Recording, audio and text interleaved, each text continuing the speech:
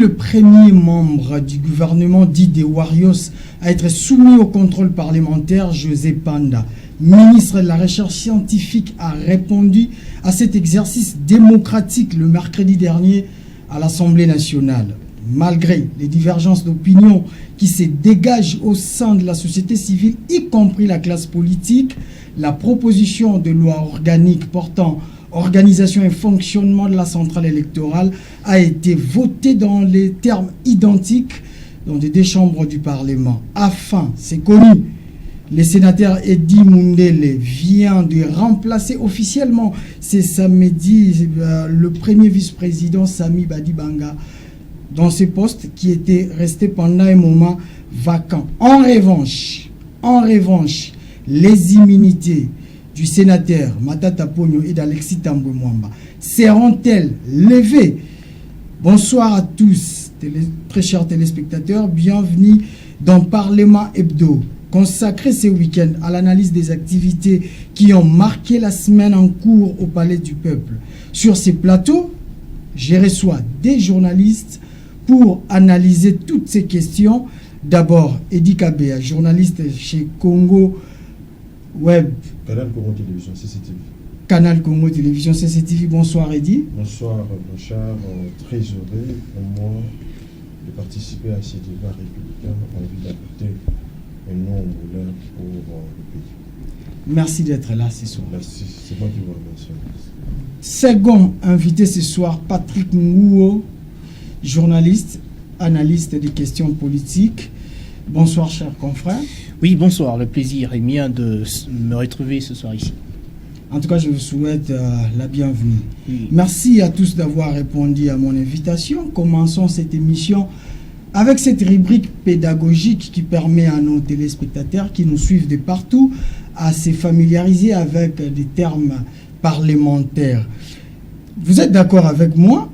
La session de mars diffère avec celle de septembre sur le plan des objectifs qui leur est accordé. Premièrement, la session de septembre est purement budgétaire. Différemment à celle ici, à la session de mars, nous voyons plus la focalisation est mise sur, premièrement, la production législative et en outre le contrôle parlementaire. Première question, à 3 jours de la clôture, peut-on affirmer que l'objectif sera atteint? Je commence par vous, Eddy Kabea. En fait, je crois que c'est un exercice démocratique où les députés nationaux et sénateurs devaient s'atteler pour impulser une dynamique en vue de répondre tant sur paix dans le cadre de légiférer certaines lois pour répondre aux attentes de la population. Mais je crois que l'État est parti pour, je dirais, examiner certaines lois pour le pays est insuffisant. Insuffisant dans la mesure où, si au moins on pourra opter pour une session extraordinaire, en vue d'élaguer certaines arriérés législatives, parce que le pays a besoin d'une nouvelle dynamique, en fait la population d'une nouvelle dynamique pour répondre à ses attentes. Il faudra aux députés nationaux de mieux travailler, de travailler d'arrache-pied en vue d'endiguer les problèmes de la population. Je crois que l'État en partie est vraiment insuffisant, comme vous le savez. Donc c'est chaque 3 mois que les députés nationaux et sénateurs retournent au chemin de l'hémicycle pour analyser certaines différentes lois plutôt. Mais cette fois-ci, je crois que lorsqu'on va les accorder encore ces délais, je crois qu'ils seront là pour travailler. Mais est-ce que 3 mois ne suffisaient pas pour faire ce travail? Il fallait encore les accorder un délai, un temps supplémentaire. Je crois que tu es également un spécialiste des questions parlementaires. On est avec vous, où à chaque fois qu'il y a discours d'un président lors de l'entrée, il fait toujours allusion à des arriérés législatifs. Vous comprenez? C'est la prouve insuffisance que le temps est insuffisant. Et cela ne leur permet pas de vider toutes les matières qui pourraient leur permettre de répondre à certains besoins de la population. D'où la nécessité, c'est quoi? En fait, 2 fois, quand on accorde en fait les 3 mois de la session, moi, à mon avis, je propose qui est également ne fût-ce que 1 mois et demi de la session extraordinaire. Mais ça va faire des trous, non? Les délais constitutionnels bien prévus. Ils sont là, mais en fait, la session extra aussi est constitutionnelle. Je crois que la meilleure des choses à faire, c'est de servir le peuple à travers ce travail ô combien louable, de légiférer certaines lois pour privilégier les intérêts de la population. Je ne sais pas si Patrick partage ses points de vue.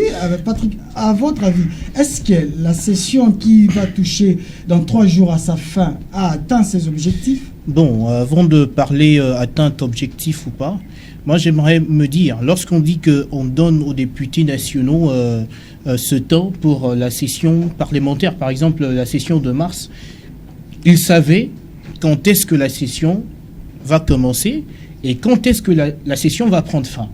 Vous allez vous rendre compte avec moi que je dirais les nombres de sessions par semaine, ce n'est pas plus de 3. Je sais que vous partez au Parlement. Le nombre des séances plénières.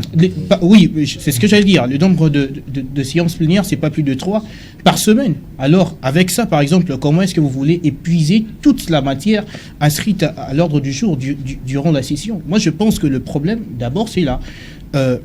Lorsque vous savez que nous avons une session parlementaire de mars, voilà des questions prioritaires que nous devons traiter durant cette session. Et alors, comment est-ce que nous devons nous organiser pour que nous puissions vider toutes les matières inscrites au cours de cette session? Alors, lorsque vous arrivez à la fin et que vous dites que voilà, il faut une session extraordinaire, là on se pose des questions. Là, est-ce que donc on doit affirmer que vous n'avez pas bien géré votre temps? Parce qu'on doit aussi se dire que lors de la session extraordinaire, les députés sont peut-être payés. D'autres personnes qui ont d'autres pensées peuvent dire que voilà, les députés évitent d'épuiser toute la matière puisqu'ils savent que à la session extraordinaire, il y a des frais supplémentaires, par exemple. Moi, je me dis que c'est une question d'organisation. Dès que vous savez que une question d'organisation, puisque vous ne savez pas épuiser toute la matière. Donc, si je vous ai bien compris, apparemment, les députés s'arrangeaient déjà pour bénéficier d'une session extraordinaire. On peut tenter de dire ça, parce que comment est-ce que vous savez que la session débute le 15 mars et ça s'épuise le 15 juin et vous n'avez pas su répartir le temps pour savoir épuiser toute la matière? On doit se poser des questions. C'est à peine 2 plénières la semaine. Avec ça, est-ce qu'on peut épuiser toute la matière? Moi, je pense que non. Parlons maintenant de cet objectif qui est capital, comme je l'avais souligné à l'entame de cette émission, du contrôle parlementaire. Est-ce que les députés ont eu réellement, je ne parle pas qu'il y ait des députés, même les élus, donc les sénateurs, est-ce qu'ils ont-ils eu vraiment le temps de faire ces contrôles parlementaires-là, d'avoir un regard sur la gestion de la chose publique? En tout état des causes, Blanchard, je crois que ce qui importe, c'est la finalité de ces contrôles parlementaires. Et tu veux dire quoi par là exactement? Je voulais m'expliquer. L'idée s'étonne de voir que on assiste aujourd'hui à une floraison des contrôles parlementaires. Mais pour aboutir à quoi? Une floraison, mais il n'y en a pas eu assez. Si on doit comptabiliser, il n'a qu'il y des interpellations. Je fais une réminiscence aussi à l'époque des Minards. Non, je parle de cette session ordinaire de mars. Non, je n'en disconviens pas. Mais seulement, je voulais faire un parallélisme pour voir la finalité, en fait, de toute cette réalité. Je crois que on doit contrôler, on doit, en fait, avoir, je dirais, un regard fixé vers la gestion du pays. Mais quand on retrouve un ministre, par exemple, affangant des détournements des deniers publics, qu'est-ce qu'on fait, en fait, pour l'aboutissement erré de ces contrôles parlementaires? Est-ce qu'on doit lui protéger, ou bien il sera là ou il sera viré? C'est ça, en fait, le problème. Parce qu'aujourd'hui, on peut contrôler, bien sûr, mais seulement si un ministre, par exemple, est coupable. Pourquoi ne pas aller au-delà? Mais est-ce que le contrôle parlementaire doit se limiter à l'exécutif, au gouvernement? Moi, je n'y crois pas. Parce que lorsque vous regardez une disposition de la première section du règlement intérieur de l'Assemblée nationale, vous remarquerez que l'Assemblée nationale a la responsabilité de faire les contrôles, voire même des rapports des institutions à l'appui à la démocratie de manière trimestrielle. Mais ce n'est pas le cas. Aujourd'hui, en République démocratique du Congo, lorsqu'on parle du contrôle parlementaire, on a tendance à se focaliser plus à l'action du gouvernement, à l'action de l'exécutif central. Mais la réalité ou bien la norme voudrait bien que les contrôles parlementaires ne se limitent pas seulement à l'exécutif central. Qu'en est-il d'autres institutions, telles que les institutions d'appui à la démocratie? Je crois que les députés sont là, ils sont appelés députés nationaux. Ils sont là pour surveiller la gestion de toute une nation, de toute une république. Mais je crois que lorsqu'un individu se retrouve aussi dans une espèce de conspiration, peut-être pour des faits peut-être criminels graves, des détournements des deniers publics, je crois que c'est aussi une affaire politique, une affaire d'État, qui nécessite également l'intervention de leur surveillance, eux, députés nationaux. Je crois que lorsque je parle de l'aboutissement ou de la finalité, je fais allusion à ce qui est convenu d'appeler le virement d'un ministre. Est-ce que la plupart des contrôles parlementaires qu'on a assistés à l'Assemblée nationale, est-ce que vous avez vu, ne fût-ce qu'un ministre attrapé à flagrant délit être destitué de ses fonctions? Non, pas du tout. Je crois que les contrôles parlementaires doivent aller au-delà. Parce que la personne ne peut pas interpeller, par exemple, un ministre, un député national, vous voyez. Donc, il ne peut pas s'atteler tout simplement à contrôler et à donner sa conclusion par rapport à ce qu'il a fait pour appeler le ministre, répondre devant déjà, la Eddy représentation Kabea, par rapport à ce que vous avancez comme affirmation, le premier exercice qui venait de se faire la semaine en cours n'a pas abouti à une sanction des membres du gouvernement. Alors Patrick, je reviens à vous. Comment entrevoyez-vous le contrôle parlementaire? Est-ce que le contrôle parlementaire doit au finish être couronné d'une sanction aux membres du gouvernement, ou bien le contrôle parlementaire, c'est un exercice démocratique au cours de laquelle on peut aussi bien expliciter la gestion de la chose publique? Bon, je dois d'abord dire que ça m'a fait chaud au cœur d'apprendre que mon co-débatteur parle de la finalité. Hein, la finalité, parce que je me dis que même cette émission, ça a une finalité, c'est pour que les gens comprennent quelque chose. Alors, on ne peut pas faire quelque chose sans pour autant avoir un objectif. Pourquoi nous le faisons? Alors, il a donné un exemple que j'ai apprécié. Combien de ministres qui ont été convoqués au Parlement, qui ont été peut-être sanctionnés par rapport à une chose qui a été mal faite. Je vous donne un exemple. On déplore toujours un problème d'eau, par exemple, ici en RDC, problème d'électricité. Oui. Est-ce que les ministres sont convoqués alors que vous savez que c'est un problème qui dérange au quotidien la population? Le problème, par exemple, de transport, problème d'infrastructure, par exemple. Est-ce que les députés ont eu l'initiative de convoquer les ministres? Parce que c'est un problème qui dérange la population.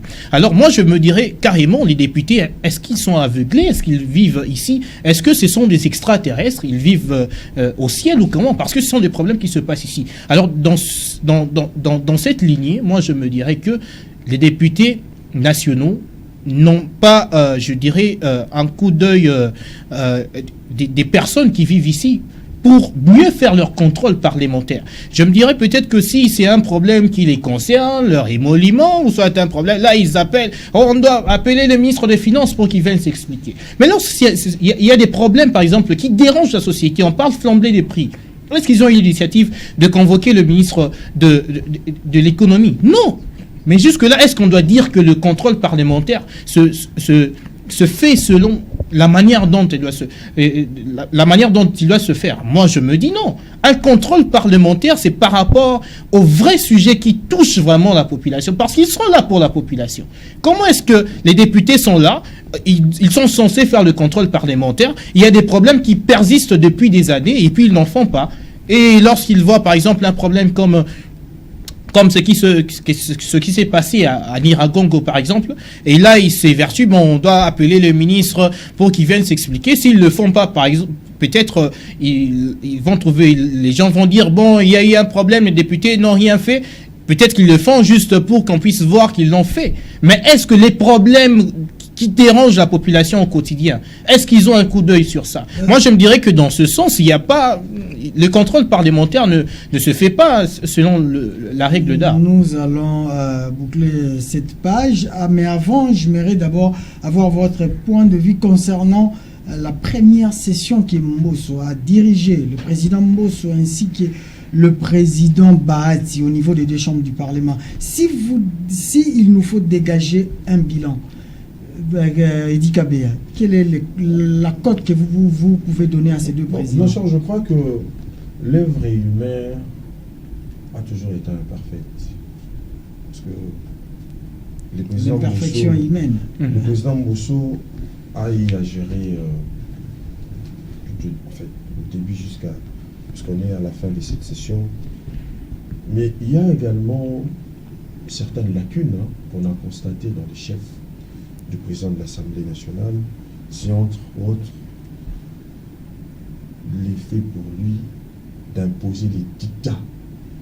Les dictats, les mots est trop fort, non? Vous vous souviendrez lors du débat sur la proposition de loi portant organisation et fonctionnement de la CENI, où l'honorable Didi Sessanga a demandé, parce qu'à travers ses amendements... On va en arriver parce qu'il y a tout un chapitre sur ça. Je voulais juste un peu dire un point. Ce point consiste à dire qu'il n'avait pas voulu laisser ses députés... Est-ce que c'était lui ou bien l'Assemblée plénière? Non, c'était lui, parce qu'il y a une discussion entre Mbosso et Didi Sessanga. Vous vous souviendrez même à la sortie, Didi Sessanga a fait une déclaration pour déplorer la manière dont Mbosso est en train de diriger le bureau. Je crois que c'est pas mauvais sa manière de gérer, mais seulement que on a quand même l'impression les habitudes qu'on a déplorées à l'époque de Bapunda continuent toujours à élire domicile dans la gestion Mbosso. Mais ce n'est pas vraiment le point de vue de ceux-là, surtout qui se réclament de l'union sacrée de la nation congolaise. Patrick, pour vous, quel est le bilan que vous pouvez donner au bureau Mbosso ainsi qu'au bureau Bahati au niveau de la chambre haute du Parlement? Oui, je pourrais dire que on doit comprendre que c'est l'Assemblée nationale, je dirais, même le Sénat, disons le Parlement en général, a une nouvelle configuration. Peut-être que au début, c'est encore difficile à gérer parce qu'il y a certains qui se disent, bon voilà, nous on ne nous accorde pas suffisamment la parole, comme c'est le cas avec nos confrères de l'Union Sacrée. C'est ce que disent, par exemple, les membres du FCC, ils l'ont toujours déploré. On parle de dictature, notamment que le président Mbosso essaye d'infliger à la chambre basse du Parlement. Moi, je dirais que ce sont des choses à revoir, par exemple, à la prochaine session. Je dirais... Au Sénat, je trouve que tout est serein. J'apprécie beaucoup la manière de gouverner de Bahati Lukwebo. Je le dis à l'exemple de ce qui s'est passé avec l'affaire Bakonga. Il a cherché à être un peu impartial lorsque il a jugé que la requête que Willy Bakonga avait faite pour le rétablir au Sénat, lorsqu'il a jugé que bon voilà, c'était quand même recevable par rapport à la forme et consort, alors que son frère son frère disait que bon voilà, moi je veux pas quitter. Le président Mbosso n'a pas voulu faire allégeance au frère de Bakonga, alors que Bakonga n'est pas de l'Union Sacrée, vous voyez. Donc il n'a pas voulu privilégier, ou soit aller en contradiction avec Willy Bakonga parce qu'il ne fait pas partie de sa famille politique. Cette façon de gérer ça frise quand même une lueur d'espoir que actuellement les choses vont bien se passer à la chambre haute du Parlement, contrairement à ce que nous avons eu à vivre dans le passé. Mais en tout cas, il y a une évidence qui va nous faire voir les contraires de tout ce que vous affirmez à la Chambre haute du Parlement, surtout à ce qui concerne les élections qui ont eu lieu aujourd'hui, l'avant-midi, au niveau de la Chambre haute. Mesdames et messieurs, nous voilà arrivés de plein pied dans le vif de l'émission. Rendons-nous à la chambre basse pour voir comment est-ce que le ministre de la Recherche scientifique avait sauvé sa peau. À la question orale avec débat lui adressée par le député national Jean-Baptiste Moïndo le mercredi dernier à la chambre basse du Parlement. Et nous allons y revenir pour une analyse. À tout à l'heure.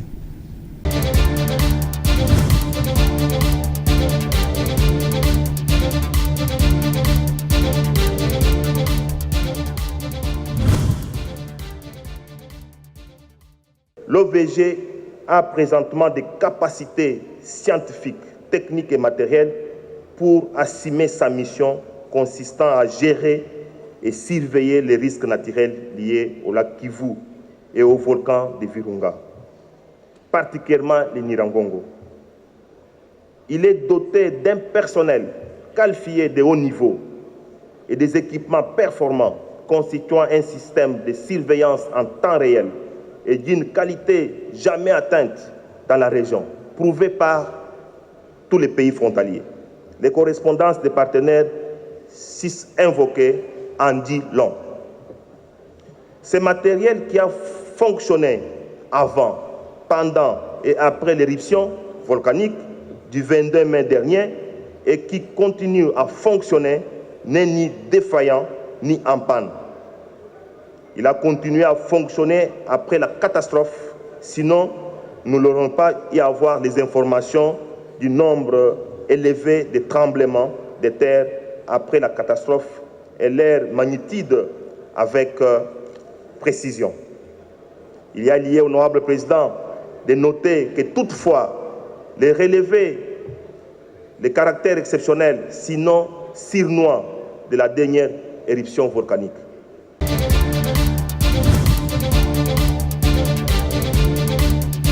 Les retours sur ces plateaux, mesdames et messieurs, vous avez suivi comme moi la réplique du ministre à la question orale lui adressée par l'honorable Moïndo Edikabia.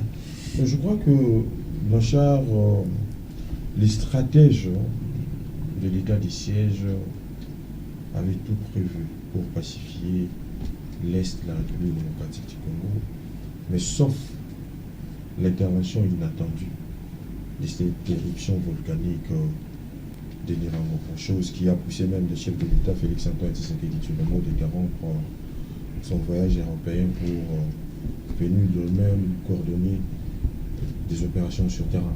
Oui. Mais aux impératifs sécuritaires à l'Est de la République démocratique du Congo s'ajoutent aujourd'hui des impératifs humanitaires.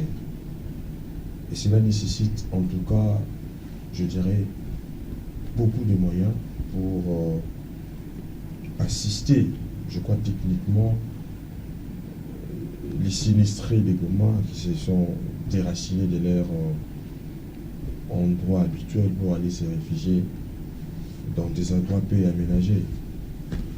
Mais je crois que par rapport au ministre des tutelles, qui est censé en fait répondre aux préoccupations tant soit peu de cette réalité qui est d'ailleurs une réalité qui n'est pas suscitée par les hommes, mais c'est une catastrophe naturelle.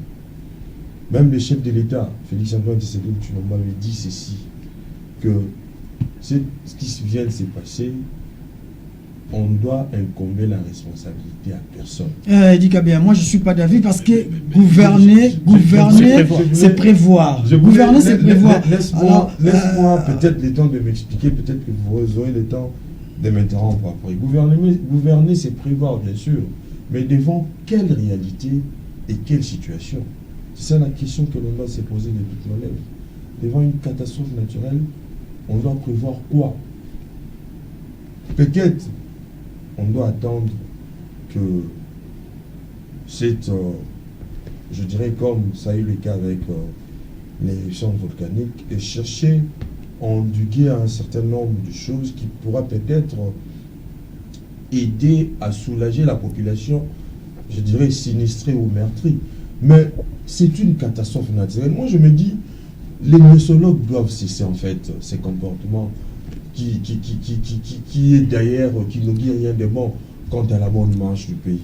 Parce qu'aujourd'hui, on a interpellé les ministres, bien sûr, même si l'OVG avait tout prévu pour qu'il n'y ait pas une telle éruption volcanique, pensez-vous que devant une catastrophe naturelle que Dieu lui-même a suscitée, qui pouvait se tenir pour ne fût-ce que stopper? Et dit que la catastrophe, elle est naturelle. On devait se retrouver dans une situation d'incapacité de bloquer, d'empêcher à ce que cette catastrophe-là arrive. Là, c'est une évidence. Mais l'OVG a pour responsabilité de prévenir. Donc, c'est-à-dire, devant une situation inattendue, on pouvait anticiper les faits et il n'y aurait pas eu assez de morts, il n'y aurait pas eu ces déplacements en cascade parce que la population devait être informée bien avant la chose. C'est ça la météorologie, c'est ça la prévention dont on veut faire face ici. Patrick, quel est votre point de vue par rapport à tout ce qui s'est passé à Goma? Mais vous m'avez interrompu. On écoute d'abord les sons de cloche, comme ça, affûtez encore vos arguments et nous allons y Moi, je ne suis pas d'avis que mon co-débatteur. Je dirais que je prends l'exemple de la météo qui nous annonce par exemple la pluie. La météo, la pluie, le climat, tout ce qui arrive, c'est un fait naturel. Ce n'est pas des humains qui peuvent le prévoir, mais quand même avec des instruments et consorts, la météo peut détecter, peut estimer, pas peut-être dire avec exactitude à 6h12 par exemple, il va pleuvoir, mais il peut estimer que bon voilà, à peu près telle heure, il peut pleuvoir, il y a probabilité de 88% par exemple qu'ils pleuvent. On dit que bon depuis cette histoire, depuis que le volcan a vomi de lave, il y a eu beaucoup d'experts qui se sont exprimés là-dessus. On dit qu'il y a des signes avant-coureurs. Lorsque il y aura éruption volcanique, moi je ne pense pas que ça se déclenche directement, sans prévenir. Le ministre a dit, je l'ai suivi attentivement, à un certain moment il a dit aux députés, voilà, vous êtes l'autorité budgétaire, vous devez quand même prévoir un budget conséquent par rapport à mon ministère. S'il le dit, ça veut dire qu'en quelque sorte, il reconnaît qu'il n'avait pas assez de budget, peut-être pour financer l'OVG. Question pour eux de bien accomplir leur mission. L'OVG, l'Observatoire volcanologique de Goma, c'est quoi son travail? Son travail, c'est de superviser, c'est de voir, surveiller justement les activités du volcan. Ils se sont plaints qu'il n'y a pas Internet. C'est une défaillance. Comment vous n'avez pas Internet, vous allez prévoir comment? Déjà, les montants alloués au budget national pour la recherche scientifique s'élèvent à combien? Bon, peut-être que des chiffres... À en croire le ministre, c'est moins d'1% du coût global du budget national. Est-ce qu'avec ça, on peut faire quelque chose? Ce qui n'est pas normal, ce qui n'est pas normal pour un ministère de recherche scientifique. On ne peut pas avoir un budget de moins d'1%, même pas 2%, c'est pas concevable. Aujourd'hui, sans la recherche scientifique dans le monde, vous n'êtes rien. Aujourd'hui, nous sommes dans le monde du numérique. La recherche scientifique, c'est parmi des secteurs privilégiés.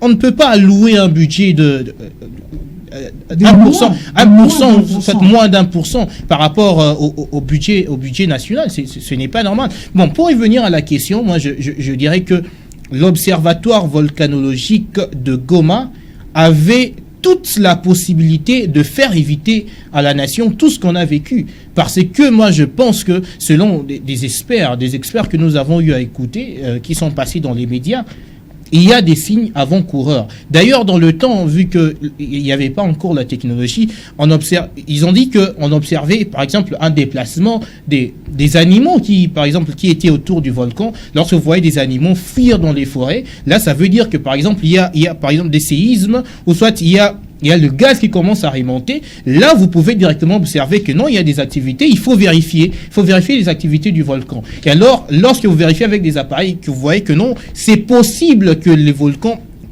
puissent entrer en éruption en telle période, vous prévenir la population, et là, on va prendre des dispositions. Bon, voilà, vous pouvez déjà évacuer, et lorsqu'il y aura, par exemple, éruption volcanique, on épargne la population. Qu'on arrête de dire que voilà, c'est un fait naturel, et que moi je pense pas que si il y avait eu par exemple telle éruption volcanique à l'étranger, à un pays par exemple comme la Chine, hein, très développé, qui n'allait pas prévoir ça, moi je pense que c'est faux. Edi Kabea, est-ce que lorsque le ministre s'est retrouvé devant l'autorité budgétaire, il est en train de rappeler l'autorité budgétaire que c'est lui qui a la responsabilité de vérifier la manière dont la répartition du budget national s'est fait par secteur? Est-ce que ce n'est pas un moyen de partager la responsabilité avec l'autorité budgétaire? Mais en fait, je ne sais pas. Peut-être que personne va permettre qu'on puisse mettre dans une même longueur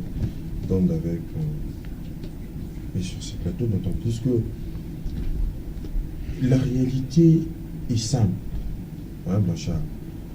Quel que soit les montants ou les budgets alloués pour la surveillance de ces mouvements de l'éruption volcanique, croyez-vous absolument que cette question allait être endiguée vu les montants alloués? Je ne pense pas.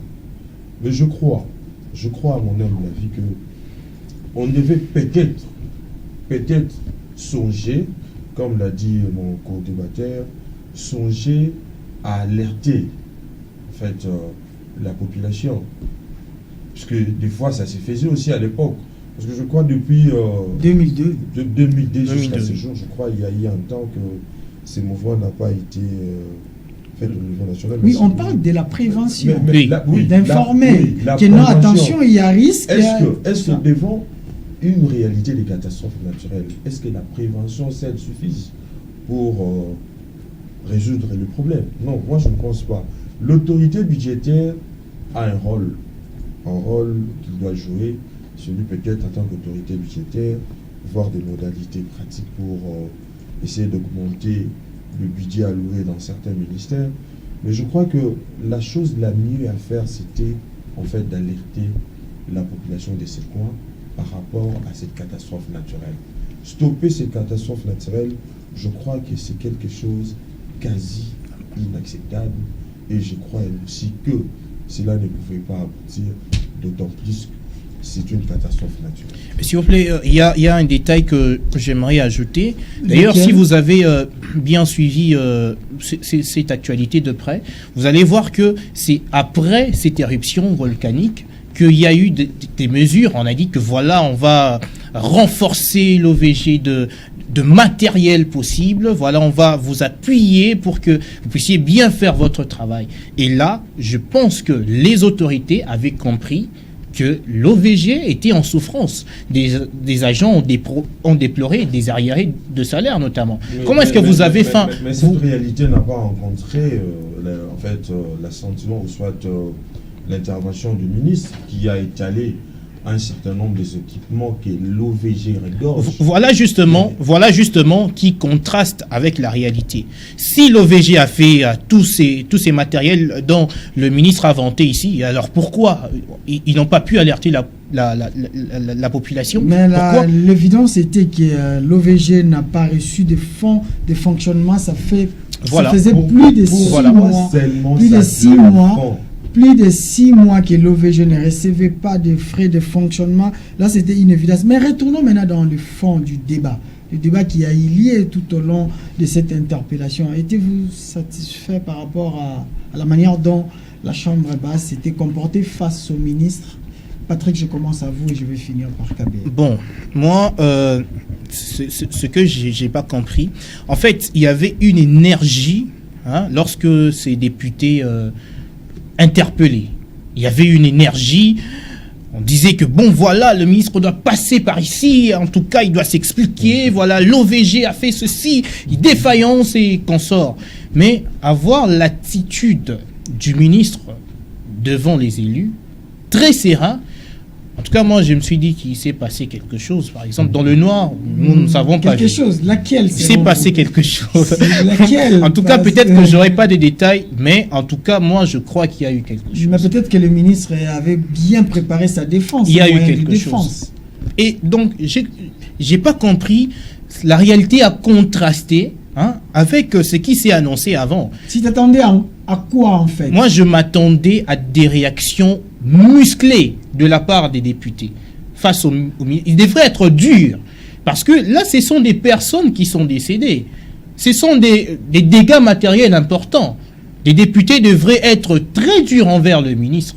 Si, par exemple, je ne sais pas, le problème, c'était, par exemple, au niveau de l'allocation budgétaire, le débat, je crois que le débat devait être vraiment nourri ce jour-là. Mais voir le ministre aller vendre ses matériels, dit que voilà, j'ai tout, l'OVG a tout et c'est sophistiqué. Bon, je ne sais pas si c'est le terme qu'il a utilisé, mais en tout cas, allons croire, les matériels étaient au point.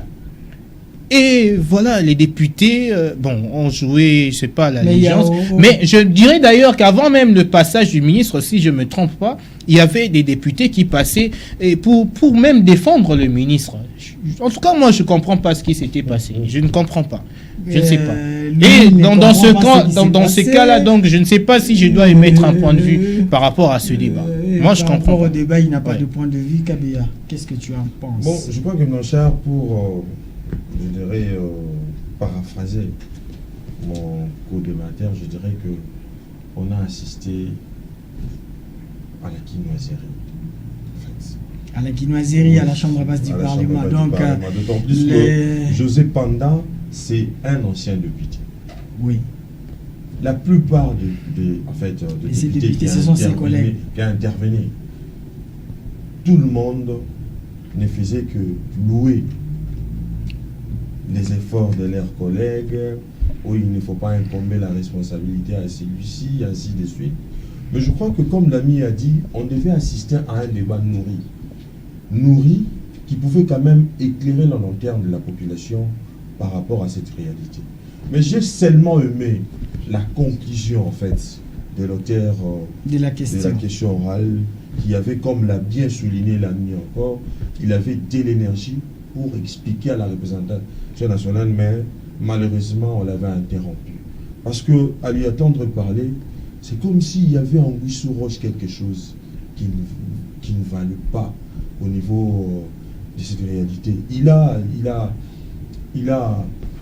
je dirais, divulgué beaucoup des histoires. En fait, peut-être que j'étais quand même à un moment donné embrouillé par rapport aux espèces sonnantes et trébuchantes, mais seulement que les débats allaient vraiment être un débat qui devait en fait, en principe, rester dans les annales parlementaires en vue d'édifier les générations futures. Et changeons de chapitre. À présent, nous allons parler de la restructuration de la centrale électorale. Comme je l'avais dit à l'entame de cette émission, la loi portant organisation et fonctionnement de la CENI a été votée dans des termes identiques dans les deux chambres du Parlement. Regardons en image ce qui a été hier. Il y a eu un point de presse de la commission PAJ de l'Assemblée nationale avant la plénière. Et au moment de la plénière, le président avait fixé l'ensemble plénière par rapport à tout ce qui s'est dit dans deux rues, sur le plateau des télés concernant cette loi. Regardons tout cela en image et nous allons y revenir par la suite. À tout à l'heure.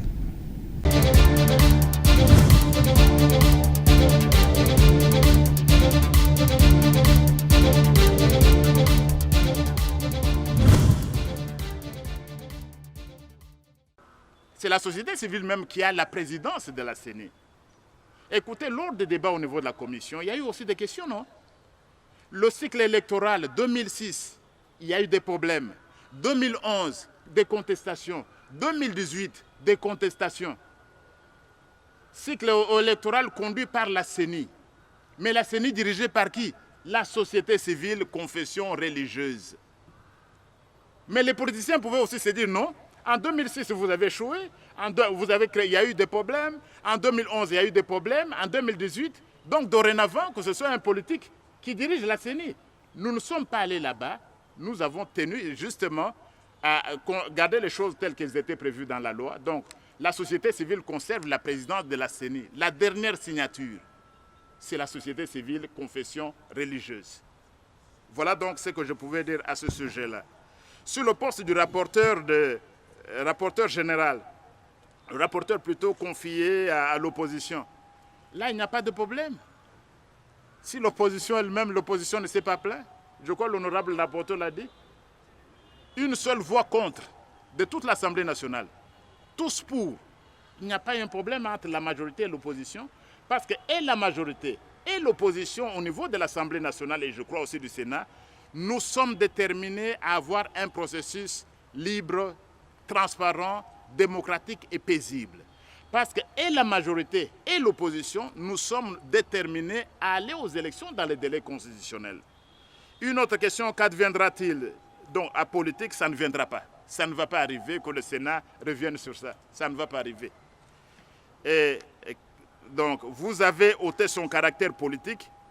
Je dis, bon, et à la politiser. À politique, ça n'a jamais été apolitique. Donc, ce que vous dites qu'ils ont parlé de l'apolitisme de la CENI, déjà, ça n'existe pas dans le texte que nous avons eu à travailler.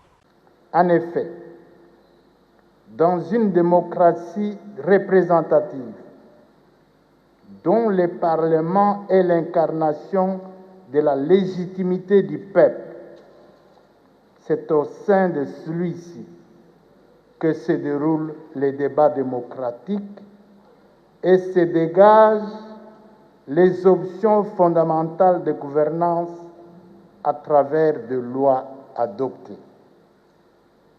Cependant, nous constatons depuis un certain temps une propension au populisme tendant à jeter de l'opprobre sur notre Chambre. Depuis un certain temps, une propension au populisme tendant à jeter de l'opprobre sur notre Chambre.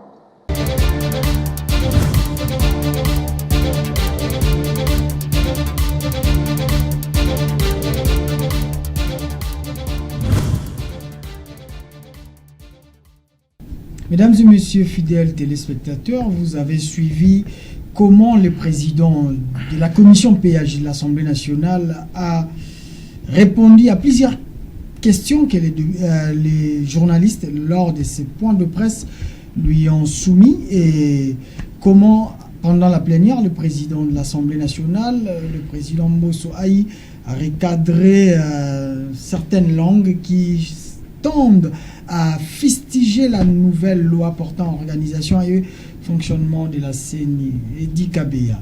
Aujourd'hui, la centrale électorale a une loi qui porte sur son organisation et son fonctionnement. Mais il y a des langues qui disent que cette loi est une loi qui est venue en fait remettre encore la démocratie de la CENI, les lier aux politiques. Êtes-vous d'avis avec cela?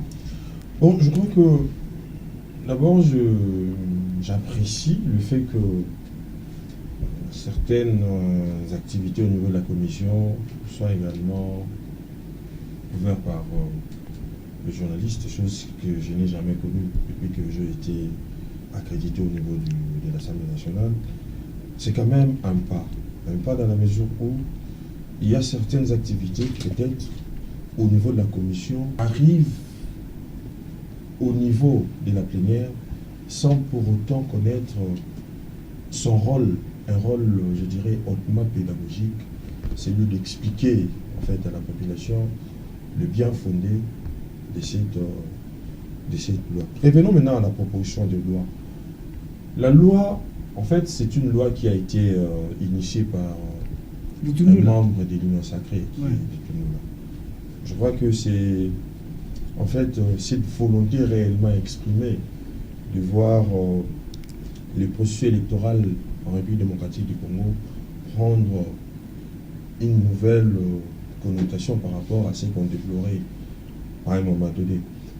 Mais seulement, le problème se situe à quel niveau? Comme l'a relevé les profs Mbata, il n'y a pas eu assez d'inconvénients, dans la mesure où tous étaient unanimes pour en fait arriver même en fait en suivant un certain nombre des étapes, comme vous les savez, son examen et puis son vote, et examiner en seconde lecture au niveau du Sénat et en attendant sa promulgation auprès du président de la République. Mais on a déploré, ce qu'on a constaté tout simplement, c'est en fait l'honorable Délis Sessanga qui a déploré le fait que on a laissé à la loi son caractère politique. C'est-à-dire que on devait dépolitiser. En fait, mais c'est ça la question. Mais comment dépolitiser la CENI pendant que la CENI concerne les acteurs politiques? Mais moi je ne mets pas dans une même longueur d'onde que lui. Mais seulement, je lui ai interviewé par rapport à cette réalité. Et il avait dit quoi? Il a expliqué pour dire que parce que lorsqu'on a rejeté d'abord son amendement par rapport à la dépolitisation, oui. Le monsieur, en fait, l'honorable Sessanga, a déploré la manière de gérer du président Bosso. Mais entendre, en fait, le président de la commission, André Mbata, le jour même de l'analyse de l'examen de la où la commission rendait son rapport. Il a bien souligné que c'est difficile pour que la CENI puisse être dépolitisée. Donc, c'est un organe technique qui doit garder son caractère politique, quelle que soit la réforme.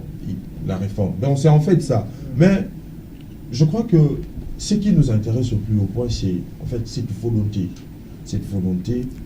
d'examiner cette proposition de loi en procédure d'urgence pour réellement qu'il y ait des élections dans les délais à travers la mise sur pied des membres pouvant piloter cet organe technique qui consiste à organiser les élections. Patrick, je viens à toi. On parle de la dépolitisation de la CENI. Mais jusque-là, il n'y a personne qui explique comment doit-on dépolitiser la CENI. Avez-vous une objection à faire quant à ce? Bon, en tout cas, ce qui est sûr, c'est que nous avons vécu des expériences dans le passé, je dirais de mauvaises expériences, parce que souvent les politiques veulent toujours avoir la même mise sur la CENI pour voir comment gagner les élections. Vous avez vu comment on a déploré, par exemple, tous les cycles électoraux, on a eu à déplorer cela. Pourquoi? Parce que la CENI gardait toujours ce caractère politique. Raison pour laquelle, cette année, vous avez vu tout le monde parler des politisations de la CENI. Peut-être que, selon les auteurs de cette loi, ce qu'ils voulaient, c'était que la CENI puisse peut-être n'être constituée que des membres de la société civile. Peut-être qu'en essayant de faire cela, peut-être qu'il y aura une solution. Est-ce que vous avez confiance à la société civile? Depuis que la CENI existe en 2006 jusqu'à aujourd'hui, la présidence de la CENI a toujours été confiée à la société civile, mais nous savons les résultats que la société civile nous a rendus à la tête de cette centrale électorale. Est-ce que pensez-vous qu'aujourd'hui, avec une composition à 80% de la société civile, ça va empêcher les contestations lors des publications des résultats? Bon, je pense qu'on devrait quand même essayer. Parce que lorsque vous dites que... Essayez dans le lorsque vous dites que, par exemple, il y a toujours eu des présidents issus de la société civile qui ont dirigé... Précisément des confessions religieuses. Par exemple, vous êtes journaliste certainement d'investigation, vous avez appris les coulisses de ce qui est arrivé à Maloula, par exemple. Pardon, celui de 2006. Maloumal, par exemple, les coulisses. Mais Maloumal, c'est un évêque, il était évêque. Je pense que oui. Un prêtre. Personne ne pouvait lui refuser sa casquette de prêtre. Mais vous savez ce qui lui est arrivé. parce qu'ils voulaient la vérité. Bon, Je referme complètement cette parenthèse. Restons dans la Ouais. loi. La loi actuelle Oui. confère les nombres équitables de postes au sein du bureau de Oui. la CENI. Ça revient à dire que la majorité en aura 6, Oui. l'opposition 4, et la société civile passe de 3 à 5. Oui. Ce n'est pas assez, il n'y a pas Bon, d'équilibre. moi je pense que tant qu'il y aura des politiques dedans, il y aura toujours des choses. Mais dans d'autres On aura toujours des dans surprises. d'autres ouais. cieux, les élections sont organisées à 100% par les politiques. Oui. En France, par exemple, le ministère de l'Intérieur, c'est lui qui organise les élections. Oui. Le modèle que nous avons, c'est un modèle sud-africain. Oui. C'est-à-dire, on veut rassembler les composantes pour avoir quand même la confiance à l'organe technique des élections. Oui. Mais aujourd'hui, tout le monde veut s'accaparer de la CENI pendant que les parties prenantes de la CENI, ce sont les politiques. Comment voyez-vous la scène sans Moi, je pense que les politiques? moi, je pense que c'est possible. C'est possible de donner la chance à la société civile d'organiser, de tenir pleinement la centrale électorale. Donnons d'abord peut-être cette chance, on ne sait pas, peut-être que les choses vont changer, parce qu'avec les politiques, ils nous ont trahis partout. Ils nous ont trahis dans le gouvernement, partout où ils se trouvent, ils nous ont trahis. Peut-être que si on donnait peut-être cette CENI exclusivement à la société civile, peut-être que les choses vont changer, on ne sait pas. Mais c'est ce qui n'a pas été dit dans les textes originaires. Hein? Les textes Lutundu là qui avait Lutundu là avait couché un texte Oui. enrichi par la société civile. Jamais dans ces textes-là on a prévoyé qu'il n'y aura pas de politique au bureau Oui. de la CENI. Là, ça devient un ruisseau. Oui. Je reviens à toi, Eddie Kabea. Comment tu vois ces débats-là, de la politisation de la CENI? Mais en fait, je crois qu'en toute souveraineté, vous étiez avec moi, la plénière avait maintenu la proposition de la commission PAJ, selon laquelle la commission électorale nationale indépendante est composée de 15 membres, Oui. comme vous l'avez bien souligné. 6 désignés par la majorité, 4 par l'opposition et 5 par la société civile, dont 2 par les confessions religieuses et 2 par les organisations spécialisées en matière électorale. Mais les Et combles, c'est une quoi? par la composante femme. Ouais. Ouais. Les combles, c'est quoi? Il y a risque qu'on puisse revenir encore à des problèmes qu'on a connus dans les cycles électoraux passés. Pourquoi? Parce que s'il faut analyser en fait le statut de la CENI tel que souhaité par la réforme, on a quand même l'impression que d'abord la société civile parce que les présidents sortiront en fait de cette société civile. Oui. Mais en soi, s'il faut également analyser les comportements des sociétés civiles, d'abord la société civile Elle est plurielle. Elle est plurielle d'abord, premièrement. Inféodé, oui, Oui. c'est le terme. Inféodée en fait. Par qui? S'il vous plaît, par le politique. Elle a également perdu sa neutralité. On retrouve celles de la société civile qui sont proches de l'opposition, mais également proches de la majorité.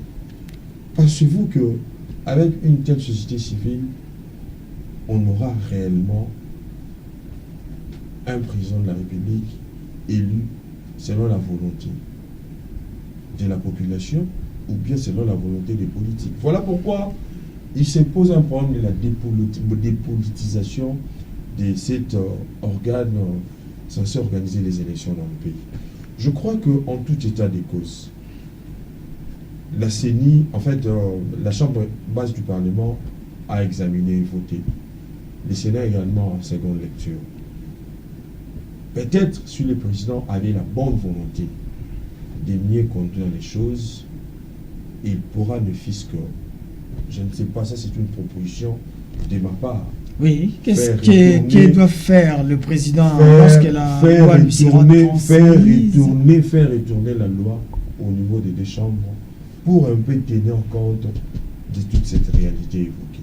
Mais les confessions religieuses sont en train de parler, mais en revanche, elles ne proposent rien de concret. Seulement les jeux de vocabulaire, la dépolitisation. Mais quand on leur pose la question de savoir comment doit-on concrètement dépolitiser la CENI, il n'y a pas de réponse. Ça devient ambigu. Mais vous ne voyez pas que, en fait, le rejet aujourd'hui de l'option de la dépolitisation de la CENI réduit même cette image de la réforme de la même CENI. Vous ne voyez pas ça? Peut-être, à mon humble avis, je pourrais dire que on devait en principe s'atteler peut-être aux individus. Parce qu'on a fait un tour par rapport également à ceux qui ont eu à organiser ces élections. On a connu même des pasteurs, même des abbés. Et on a assisté à quel genre de puce électorale dans ce pays? Hold-up électoral. Est-ce que le problème c'est... Donc je crois que toute chose de nature à perturber l'ordre public et offrir les lits n'ont pas de perspectives intéressantes quant à la bonne marche. Est-ce que le problème en République démocratique du Congo, cette question je l'ai toujours posée, est-ce que c'est les textes ou bien les personnes qui doivent mettre en application toutes les lois de la République?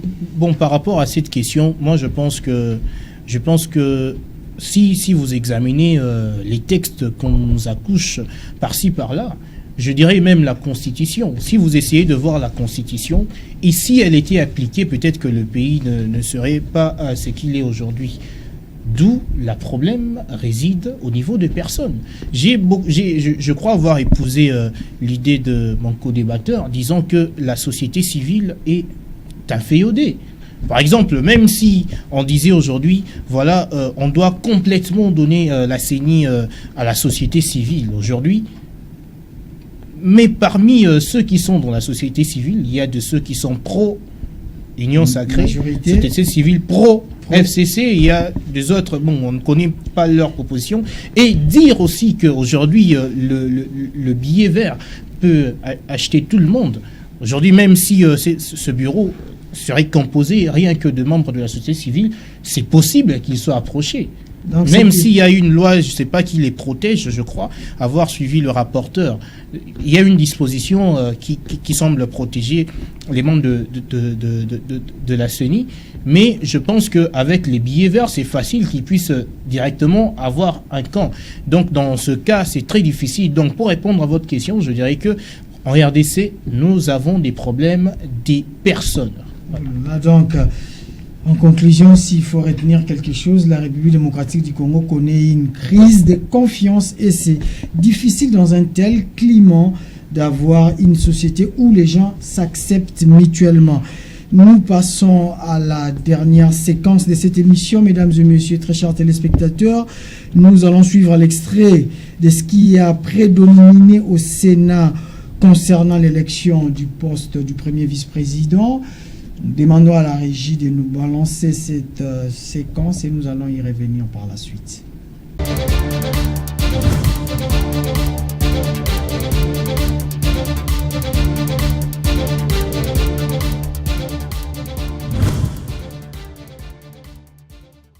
Mondela Kankou Edi a obtenu 80 voix, soit plus de la majorité absolue de suffrages exprimés. En conséquence, il est élu premier vice-président du Sénat.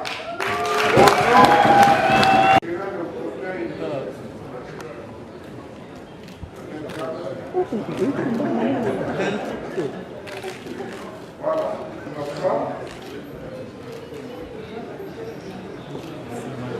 Je tiens à féliciter sincèrement le collègue Mondé et nous lui souhaitons plein succès.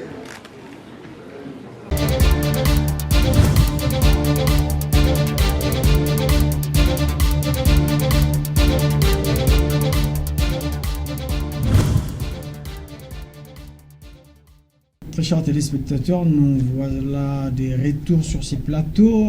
Vous avez vu comment le poste du premier vice-président de la Chambre haute du Parlement a été comblé. C'est aujourd'hui, c'est samedi, Edi Kabea. Élection, une seule candidature retenue. Est-ce que ça a respecté la norme? Je suis tenté de vous poser cette question. Bon, je crois que Blanchard, vous n'avez pas tort et vous n'avez pas tout à fait raison. Pourquoi? Parce que s'il faut bien analyser cette situation, je crois que Eric Makambu était d'une certaine formation politique, hier Union, je crois, pour la République. Les Républicains, le parti l'ex-président. Mon Mokolo, je crois, a bien signifié cette réalité auprès des élus. Je crois que si on assistait à beaucoup de candidatures, peut-être on aurait assisté à une très bonne compétition. Une bonne compétition peut-être. Mais pour les cas d'espèce, il n'y avait qu'un candidat, un seul candidat. En fait, ils étaient au nombre de deux, en fait. L'autre, les tickets indépendants, non inscrits. Non, je parle de Eddy Mondele d'abord. Et puis, un indépendant. Mais c'est tout à fait normal. C'est tout à fait normal. Parce que la loi elle-même, la loi elle dit clairement que pour appartenir, en fait, pour déposer une candidature et que ces candidatures-là soient acceptées, il faut l'aval de votre formation politique. Mais Éric Makambu s'est présenté comme un indépendant. Vous comprenez? C'est tout à fait normal que même les huissiers de l'Assemblée nationale puissent récupérer sa candidature et de les jeter au fait, parce que on ne pouvait pas croire à un monsieur sérieux comme Éric Makambu de postuler comme étant un indépendant. Alors si au moins il avait l'avis de sa formation politique, il devait être deux candidats et puis compétir en fait. Patrick, avant de vous poser cette question, j'aimerais préciser, en ce qui concerne les élections et au Sénat et à l'Assemblée nationale, en tout cas tout dépend des regroupements politiques. Seuls les acteurs, c'est-à-dire les députés ou sénateurs appartenant dans des regroupements politiques peuvent obtenir de leur regroupement l'aval des postulés. Au cas contraire, on doit être un non-inscrit. C'est qui un non-inscrit? C'est tout élu ou bien tout élu, tout député comme sénateur qui a postulé de manière indépendante. Comment avez-vous vu cette élection au niveau de la Chambre haute du Parlement? Bon, élection, moi je dirais qu'une bonne compétition, c'est lorsque on est par exemple à deux, hein, lorsque vous êtes battu, vous avez vu que vraiment j'ai fait un effort pour devenir premier vice-président, j'ai battu par exemple mon concurrent, là c'est des bonnes élections. Depuis un certain temps, je crois que c'est avec l'avènement notamment de l'Union sacrée, on assiste à des candidatures uniques. Bon, peu importe, il est devenu premier vice-président de la Chambre haute du Parlement. Bon, on attend voir ce qu'il nous réserve en termes d'action. On ne veut pas que ce soit encore un nombre de discours, comme c'est le cas avec nombreux. Voilà, moi, une fois élu, je ferai ceci, je ferai cela, mais qu'ils ne produisent rien. Mais on attend quand même des actions concrètes. Et nous sommes arrivés presque à la fin de cette émission, mais avant de nous quitter, nous n'allons pas esquiver une question très importante à ce qui concerne les réquisitoires du PGR adressés à la Chambre haute du Parlement pour obtenir la levée des immunités parlementaires des deux sénateurs, notamment celui de Matata Ponyo et d'Alexis Tambwe Mwamba, pour répondre de leurs actes devant la justice. La question a été confiée à une commission spéciale qui examine la matière, et cela sera étudié en plénière le lundi prochain. Est-ce que les immunités de Matata Ponyo et d'Alexis Tambwe Mwamba seront-elles levées à votre humble avis? Bon, je crois que la question avait fait l'objet de la rencontre entre le président de la République, Félix Antoine Tshisekedi Tshilombo, et des élus, en fait les sénateurs. Le chef de l'État les a mis devant les responsabilités. Et c'était pour ça cette rencontre? Non, en fait, c'est ça. On ne pouvait pas aussi... parce que là, c'est vouloir influencer la justice. S'il vous plaît. Si le président a fait ça, en tout cas là, il sort. Laisse-moi le temps de m'expliquer. Oui. Laisse-moi d'abord le temps de m'expliquer. Le président de la République les a dit ceci. Cette question, si elle est mal gérée, ça risque en fait de discréditer l'institution Parlement. Vous comprenez? Je crois que l'origine de tous ces problèmes, mon frère, cela est à rechercher dans la culture politique consécutive à un vide, je dirais, traditionnel en la matière.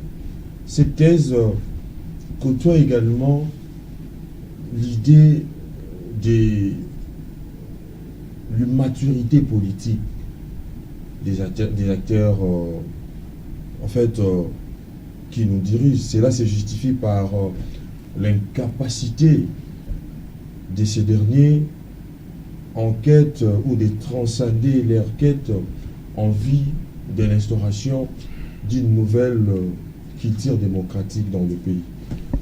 L'immaturité dont je fais allusion, parce que c'est une thèse que je dois en fait essayer un peu de vous démontrer par rapport également à cette réalité, cela suggère des survies individualistes au détriment de l'intérêt général de la population. Mais ne croyez-vous pas à la bonne intention du Sénat de mettre déjà en place une commission pour examiner la question? La mise sur pied d'une commission, celle ne suffit pas.